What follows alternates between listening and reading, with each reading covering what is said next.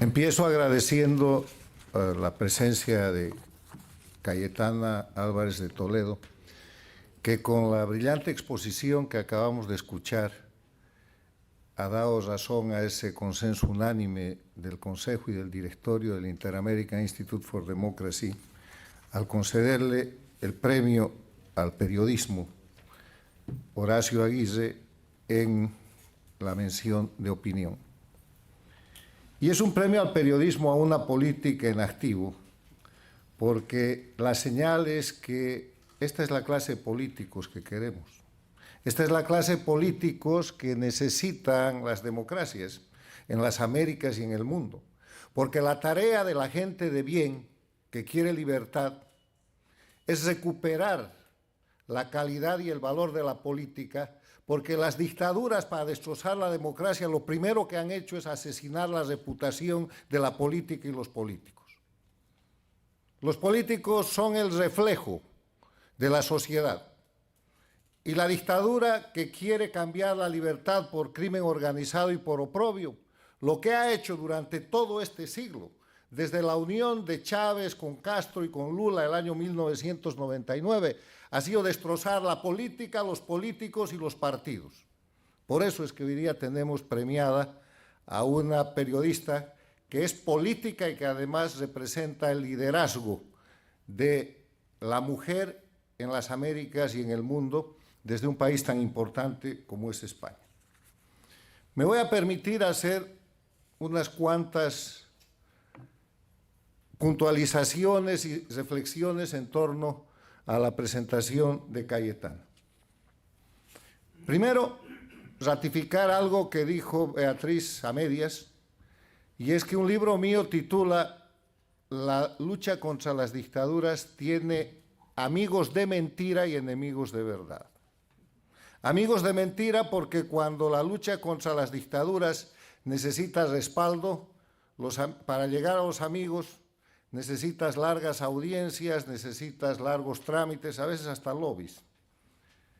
En cambio, los enemigos de verdad te persiguen toda la vida. Y te persiguen con sistemas como el asesinato de la reputación, character assassination, hasta el asesinato físico. Uno de los premiados el año pasado con el premio que otorga el Inter-American Institute for Democracy al legado de la libertad y la democracia fue el fallecido Fernando Villavicencio, un periodista, un político al que el sistema transnacional del socialismo del siglo XXI decidió asesinar.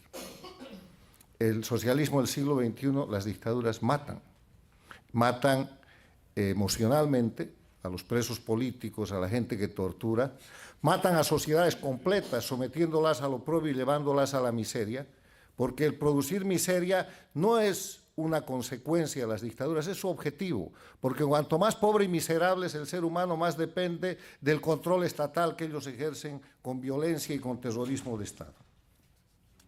Las dictaduras son especialistas en falsificar y realmente gracias por la mención, Cayetana, a nuestro fundador y expresidente Carlos Alberto Montaner, que fue uno de los que instituyó estos premios para reconocer desde nuestra pequeña posición a la gente que necesita ser respaldada para seguir luchando como tú. Y gracias por dedicarle este premio a María Corina Machado, que ha pasado de ser la líder del pueblo venezolano, que ha derrotado permanentemente y seguirá derrotando hasta conseguir la libertad de los venezolanos frente a la dictadura, ha pasado de ser la líder venezolana a ser la líder latinoamericana y la líder mundial. Es una mujer que ya quisieran tener otros países, otras sociedades, pero que va a inspirar la aparición de otras María Corinas en esta lucha permanente por la libertad y por los derechos humanos. España. Entre los aportes en el análisis de este siglo que nos trae el crecimiento de las dictaduras en las Américas, yo he presentado el concepto ampliamente difundido ahora de gobierno paradictatorial. Un gobierno paradictatorial es un gobierno que se elige en un sistema democrático, que se gana democráticamente, pero que cuando el gobernante llega al poder, como le debe el haber llegado a esa posición de poder al sistema dictatorial, que lo ha financiado, que lo ha mantenido en 3, 4 o 5 campañas y que finalmente lo ha llevado al poder, de inmediato convierte su gobierno en un gobierno al servicio de las dictaduras. Y lo hace primero con una clara señal de política exterior y luego con recursos de política interna que terminan sacrificando a su propio pueblo.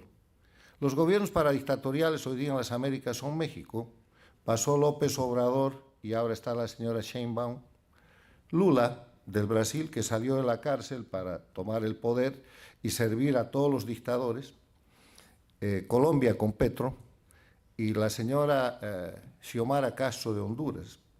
Se ha desmarcado de ese grupo el presidente Boric de Chile y está en ese grupo el señor Sánchez de España.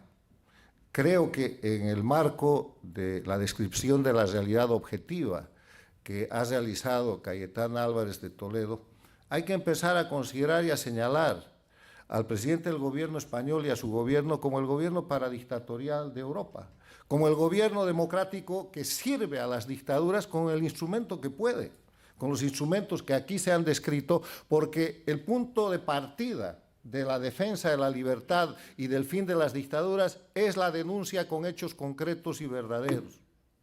Y Pedro Sánchez es un paradictatorial, como lo demuestran todas sus actuaciones, sostenidas inclusive en el tema presente respecto a la elección pasada del 28 de julio en Venezuela. El Instituto Interamericano por la Democracia hace foros permanentes y al empezar este año hicimos el foro Quo Vadis Venezuela 2025. La principal conclusión de ese foro fue que ha llegado el tiempo del uso legítimo de la fuerza para liberar al pueblo de Venezuela y para recuperar su soberanía. ¿Por qué llegamos a esa conclusión?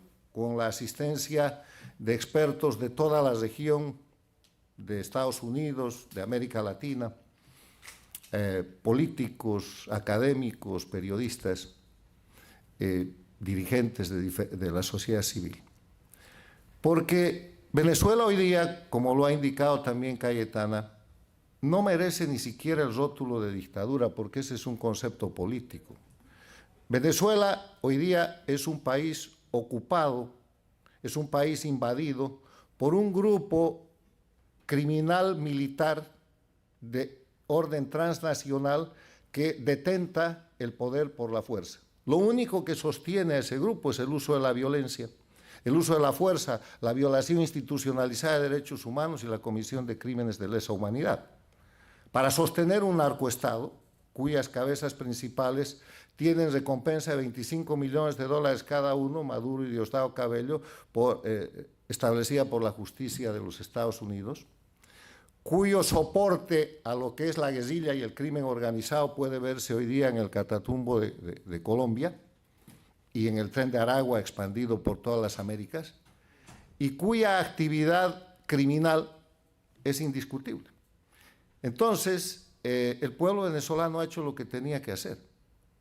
Se ha organizado, ha empezado con la derrota de María Corina, que ha inferido María Corina en la elección primaria, 93.57% de apoyo.